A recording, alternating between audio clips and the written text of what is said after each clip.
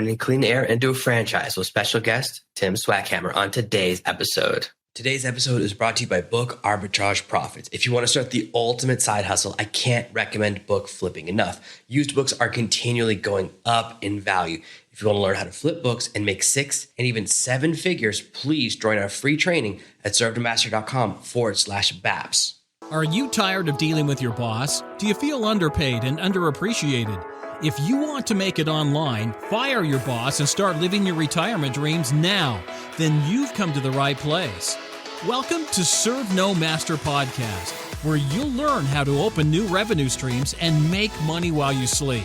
Presented live from a tropical island in the South Pacific by best-selling author Jonathan Green. Now, here's your host.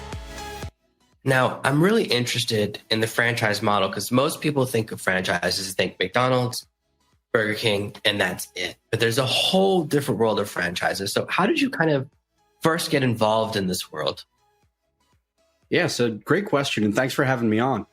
So franchising, I really like talking about it because it is such a gigantic space, and there's so many different types of businesses, different models in it, that it really is all over the place. And everybody's experience with franchises is a little bit different. So some people have really kind of wild preconceived notions about what a franchise is or what it isn't. And I think that's just something kind of cool to talk about. So my experience actually started even before I was born. So I'm a second generation entrepreneur and franchising entrepreneur. My father was involved in a number of different independent businesses before I was born, as well as some franchises.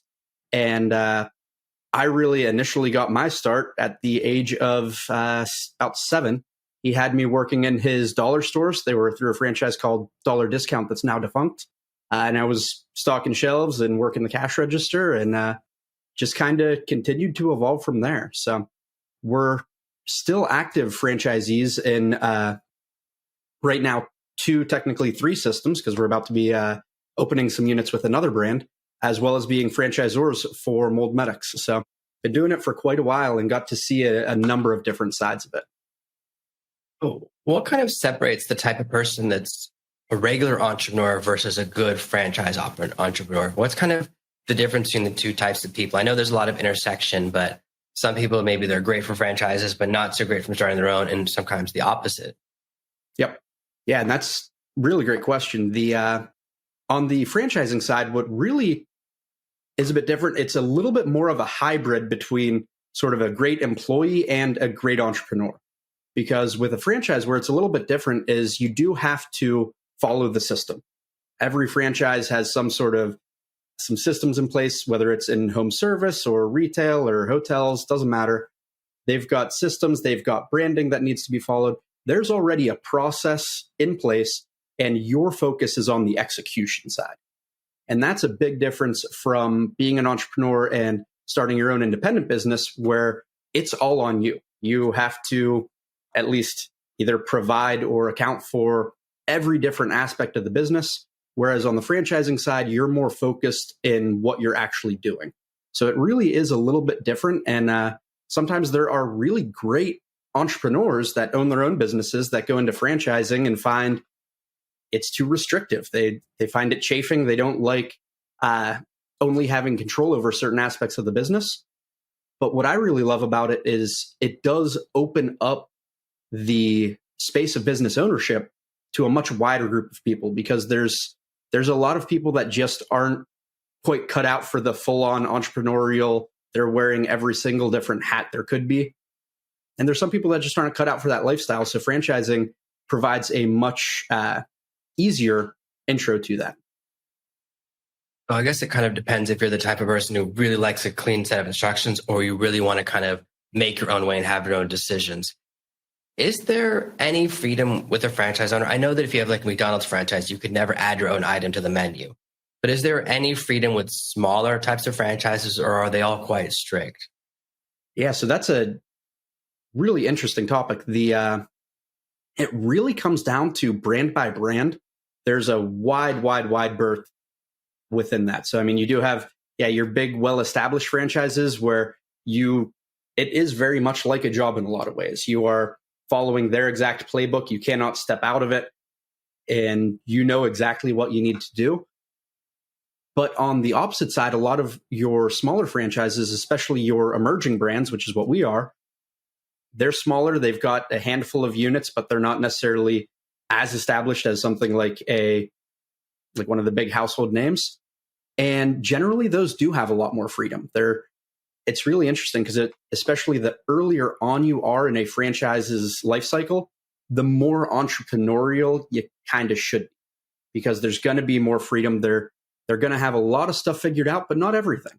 And it's really helpful for a brand for those first 10, 20 franchisees to be more on the entrepreneurial side of the spectrum and be willing to try things out and discover more best practices and processes that can then benefit the franchise system as a whole. There's a lot of opportunities in franchises. I see so many. There seems to be thousands and thousands of different type of franchises, and even ones that seem like kind of a hole-in-one or a guarantee, like Subway or Long John Silver's, right? These chains that were huge when I was younger, they seem to be shrinking now. And other brands seem like they're invincible, like McDonald's, Burger King. And I wonder, what are the signs that someone should look for when they're kind of thinking about a franchise? What are the kind of maybe red flags for you when you're looking at a franchise? You go, oh no, definitely not this one. What are the things that make you kind of jump away? Yeah. So, I mean, obviously nobody likes to see shrinking. That's never good. Subway is a perfect example of that. They are dropping doors at a fairly alarming rate. And whenever you look at why that's happening, a lot of it comes down to oversaturation in the market and some branding that just, I mean, the $5 footlong thing is permanently embedded in just about everybody's mind. And while that was really, really great for them for a while, it creates some issues as we have inflationary pressure and everything to change pricing models. And so there's a lot of challenges there. But really, whenever I'm looking at a brand, it's not necessarily, is this a good brand or bad brand? It's, is this a good brand or is this the right fit for me and what I'm looking for? And that's really where it gets very interesting, because there's so many different, not just brands, but even within a space, there's a number of different offerings. So if you look at, like, we're in the home service space, and within that home service space, there's a wide variety of different franchises that all do similar or slightly different things, or are operated in a similar way, but might be better or worse for somebody based on how they're modeled, how they're structured, and what's really required for somebody to be successful in that business. I've noticed that some businesses are like better at selling franchises than they are at operating, because like the leader is really like exciting and gets you engaged and makes you go, wow, I really want to go on this journey with them. So I feel like sometimes people, especially the people who kind of save up 10 or 20 years in their career and they jump into a franchise because they want to do that transition, which I love and it's totally awesome. But sometimes those people are a little overly emotional. What are some things you do to check yourself before you go, wait, is this a good idea, or am I just really into this person? So I'll be honest, I am the worst person to ask when it comes to that. I am so unemotional whenever it comes to especially the business side of things. It takes a lot for me to get that blood pumping excitement side. With that being said, the biggest thing anytime you're considering a franchise brand, validation. So validation is part of the franchise discovery process. It's when you're contacting and talking to existing franchisees within the brand. And that is a step that should not be taken lightly. It's a step that should not be skipped by anyone. And you really want to take your time and dig in and talk to as many different franchisees that are in different situations as you can. Because a lot of times you may be talking to the franchisor and they may provide a list of some of their franchisees, and they may not be people that have a background similar to yours. And if you talk to more that if you're coming from a very corporate type of environment, you'd want to talk to somebody who came from that type of environment and is jumping into it, not somebody who's been involved in franchising for several years. They're going to have a very different experience, and what they like or don't like about the brand is probably not going to mirror your situation and your concerns. I think that in a lot of different entrepreneurial business models, it sounds really exciting, right? Like it's the same thing where people say, oh, Jonathan, you're an overnight success. I'm like, yeah, if you don't count the first 10 years before the overnight. And that's so many people, right? Like, no, they were in for 10 years before anyone noticed. And I think it's the same thing sometimes for people. They don't realize that there still is work involved. Like that having a franchise, you get an instruction manual, you have kind of a playbook, but you still have to execute. You still have to hire staff and manage staff and run the money and choose the location and keep the location clean. And there's so many other moving parts that sometimes we look at the glitz and glamour and forget it's still work. Like running a franchise is still a job. It's not like you start the franchise and just leave and it runs itself. Yeah, that's something I really emphasize whenever I'm talking to anybody who's looking into any franchise. And a lot of it comes with the validation, but get a good understanding of what does the actual operations, what does your day-to-day life as a franchisee look like? Because you're 100% right. There's a lot of preconceived notions. There's a lot of, I hate all the different marketing terms that people use, turnkey business, completely passive business model, all those kind of things. I mean, I have never seen that to be true in pretty much anything. I mean, in my opinion, real estate's about as close as you can get to passive. And that's if you're having a property management company come in and do it. And that's obviously a different situation. But whenever we're talking about franchising, yeah, it is work, and you want to have a good understanding before you get into it. What does that work actually look like? What are the key elements that the franchisee, whether they're going to be doing it themselves or they're going to be hiring somebody as a day-to-day operator, what does that actually look like? Because that can vary greatly. And some models are going to be flexible, and there's going to be, and again, it comes back to that validation point, because you're going to have some that are going to be very involved in sort of the direct operator, and you're going to have other franchisees that are able to hire that out and come in with more of an organization behind them where their role is going to be a little bit different. What about like capital expenditure? Because sometimes people go, oh, I just have to pay the franchise fee. But there's also, whether it's location setup or if it's a mobile thing, you have to pay for the vehicle, and there's a certain amount of time before you become profitable. Like maybe a really great franchise, it only takes a few months, but you still have to pay all of your bills, pay for electricity, pay for the employees until kind of those numbers hit. And it can take a while. Yeah. And that's, again, going to vary greatly brand by brand. But one of the great things about franchising is whenever you're considering a franchise, you're looking at one fairly early on in the process, you'll receive a FDD, which is a franchise disclosure document. And this is a gigantic legal compliance document that the franchisor provides to any prospective franchisees. And it goes through, there's a whole bunch of very specific sections for what the franchisor is providing. And one of them is the item 7 that's going to break down what are the actual costs of starting up the business. So it's not just the franchise fee. If it's a retail model, you're going to have your real estate build out, you're going to have your rent, you're going to have personnel and all the costs there. If it's home service, you're going to have vehicle and outfitting and all those kind of things. So with a franchise, you can, if you know how to read those and you take the time to really analyze that document, you can get a very good understanding of what the costs are going into it and what you can anticipate. And then the same thing, there's the item 19 in that document, which is their financial performance representations. So this is basically what the franchisor is saying our average units do, or there's a number of different ways that they can present that information. And from there, it comes back to the validation side. So you're taking that information, figuring out where your gaps are, and you're going back to the franchisees that you're talking to try to fill in, okay, I was able to learn this, and this from the franchise disclosure doc. What about this cost? And you can get that kind of information there. Long for like a good franchise opportunity do you think it takes for you to recover your investment to actually become overall profitable rather than month to month profitable? It's so broad.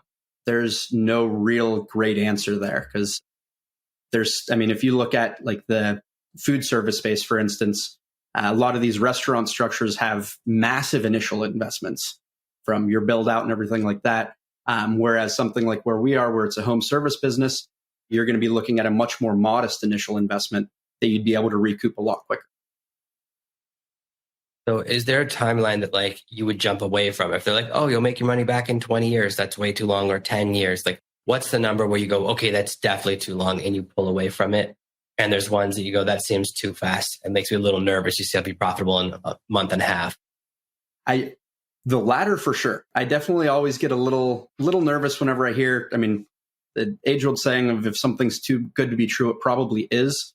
And my experience is very, very accurate. So if I see something that is very marketing heavy and they're promising obscene returns in a ridiculous timeline, that definitely throws up a whole bunch of red flags for me. But the other side of it, the profitability end, it really comes down to the individual and what your expectations are, what you're really looking for out of a business, because there is a very, very wide spectrum. For me, I am going to be looking at something that within a few years we're going to be profitable, but also there's a lot of stuff in franchising and in business in general that's very trendy.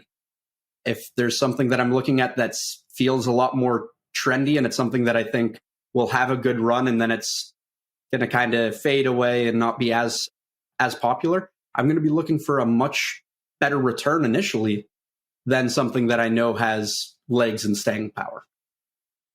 Yeah, that makes a lot of sense to me. I see there's so many changing trends, like in types of gyms, right? Like it was all aerobics, and I've seen trampoline gyms and these like different things, but they only have a 3 to 5 year window of time. So it makes sense to need the faster turnaround. Now, you run several different types of businesses, right? You have your main franchise, but you're also, I know you've been involved in like wireless technology and also something to do with the skate park. I'd love to hear about that, about balancing multiple businesses and a business that's like all business and a business that's got a little bit of fun to it. Yeah. So we do have a bunch of different stuff going on. It's myself, my father, and my brother. We're partners in pretty much everything that we do. And yeah, we've got Mold Medics, which is a home service franchise. We have Wireless Zone. We're franchisees there. We've got a number of stores with them. We have a lot of vacation property real estate. We have a Motel 6 property. And then the last one you mentioned there is a Fun Slides Carpet Skate Park, which is a children's entertainment center, a family entertainment center. And that's kind of an interesting one. We basically came upon it during COVID. They were shut down due to all the government mandates and everything. Didn't look like they were going to be able to reopen. So we were able to come in, purchase the assets, get it reopened. And it's definitely been an interesting experience. And yeah, I've never previously been involved in a more like trendy or sexy type business, like a lot of restaurants and things like that tend to be. And it is interesting. It's different. The marketing is probably the biggest thing that is just way, way, way different.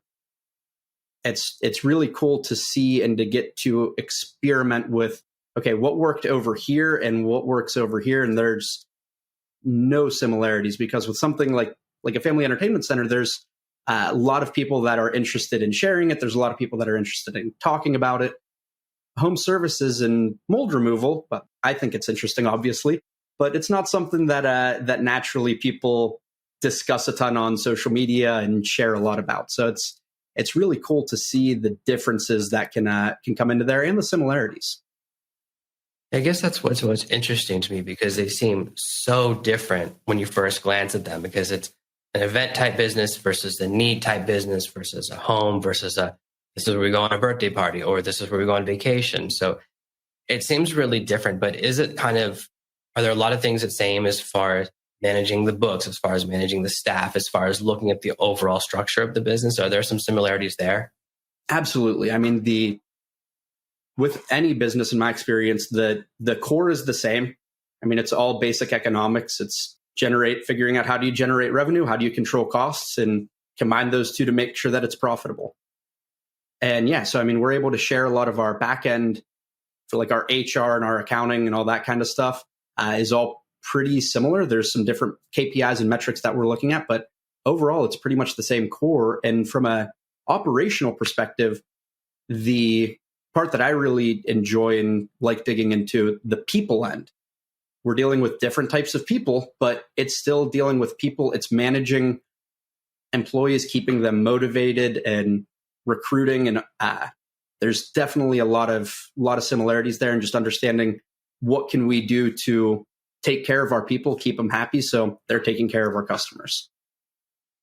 Now, with the transition from the wireless business where you're a franchisee to the home services business, Mold Medics, where you're the franchisor, what kind of have you learned as you transition from one end of the conversation to the other end of the conversation? What things have kind of really make you guys unique because you've been on the other end of it?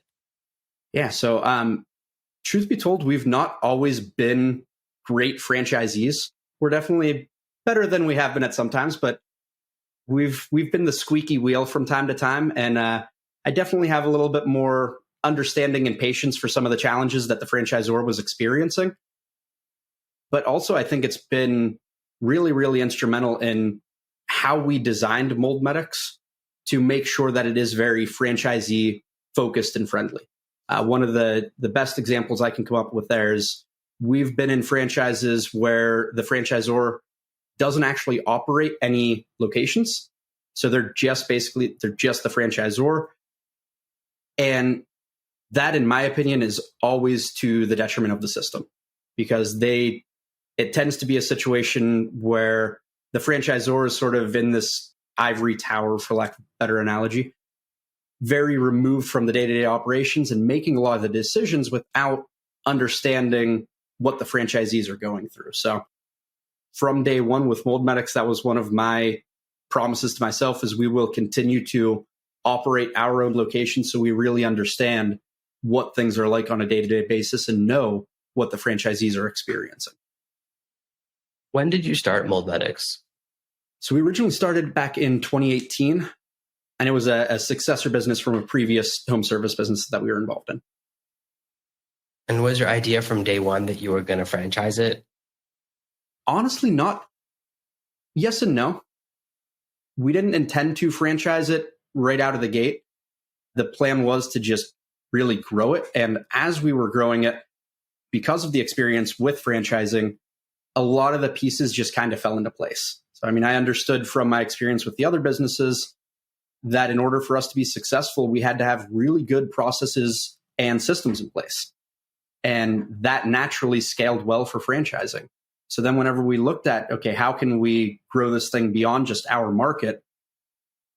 Franchising seemed like the obvious choice for us. It's been hugely instrumental in my life, in my father's life, and in my children's life. And really, when it came time for growth, the ability to present those opportunities to other people was kind of a no-brainer for me.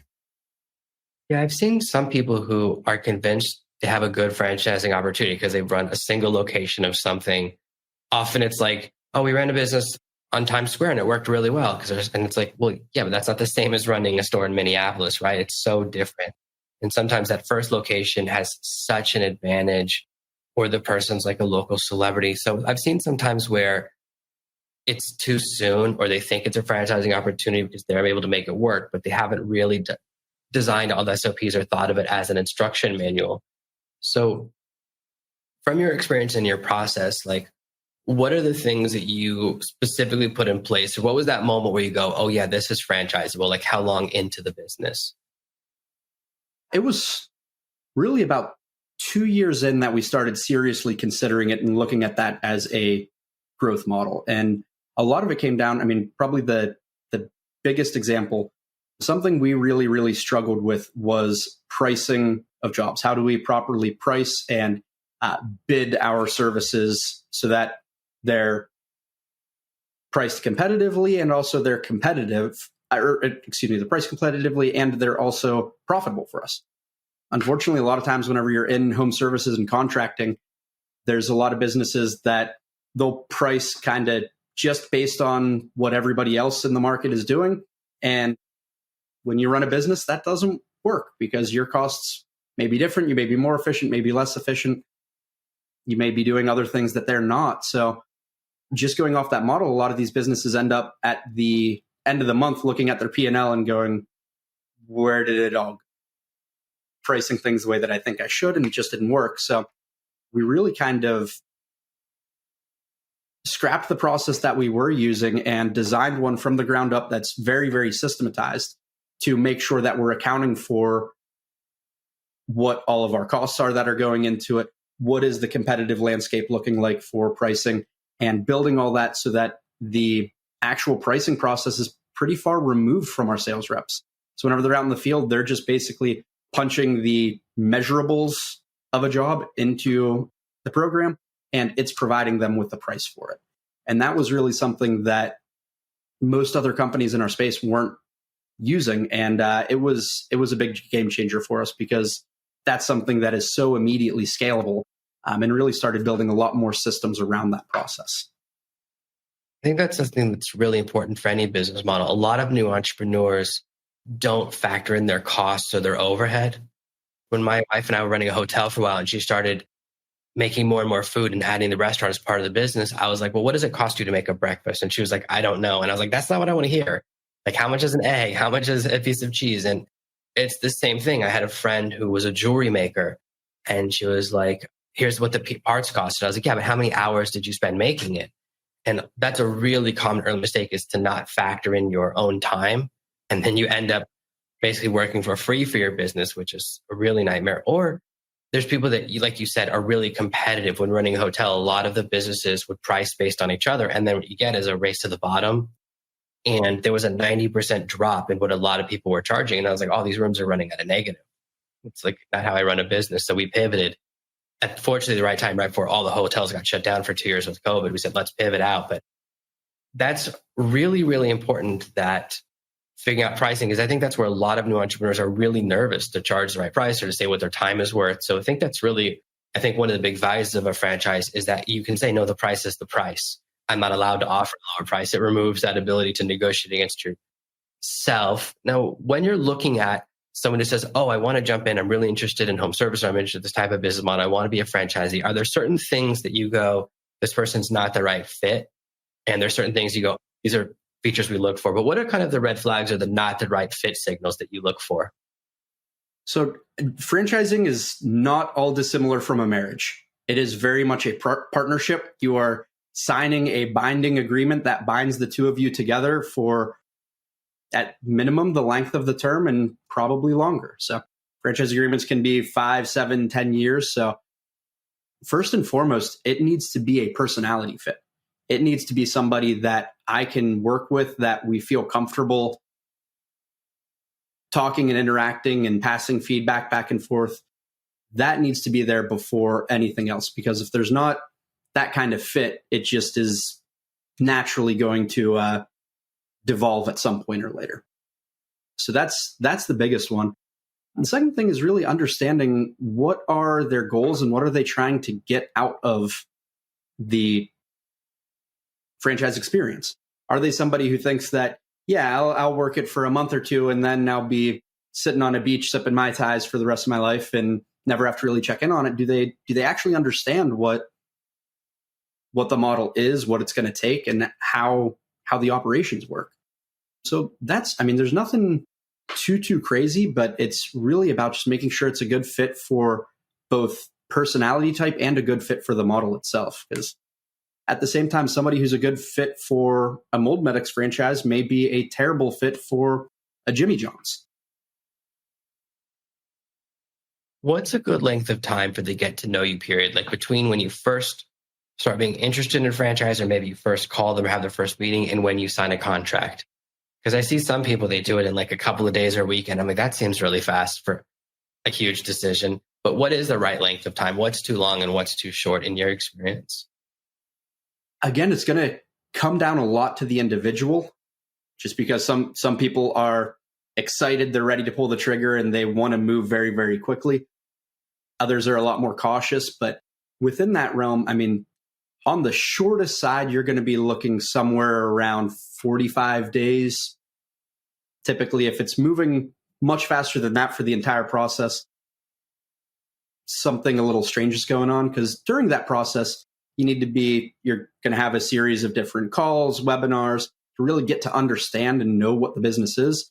At some point, you're going to have a discovery day, which is where you actually go out and, it typically is a day in the life of the franchise. So you go out, you see what the business actually is. You get to meet everybody at the corporate office and really get to know and understand what's it actually going to be like once I sign.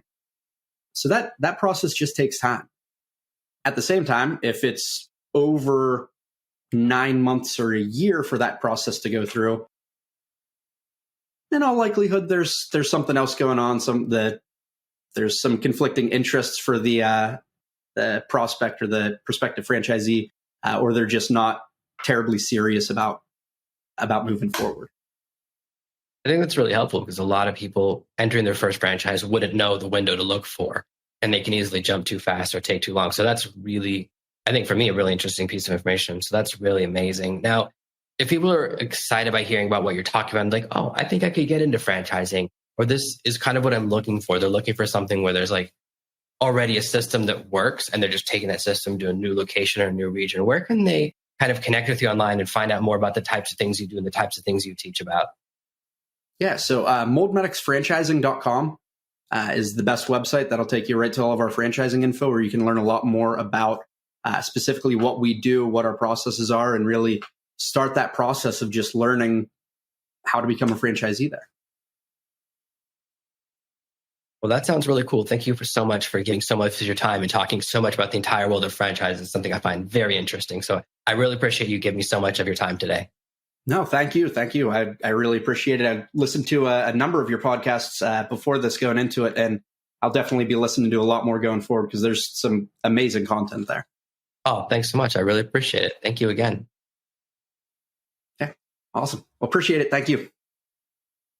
Thank you for listening to the Serve No Master podcast. Make sure to subscribe so that together we can achieve true freedom. Thank you for listening to this week's episode of the Serve No Master podcast. Make sure you subscribe so you never miss another episode. We'll be back next week with more tips and tactics on how to escape the rat race. Please take a moment to leave a review at servenomaster.com/iTunes. It helps the show grow, and more listeners means more content for you. Thanks again, and we'll see you next week.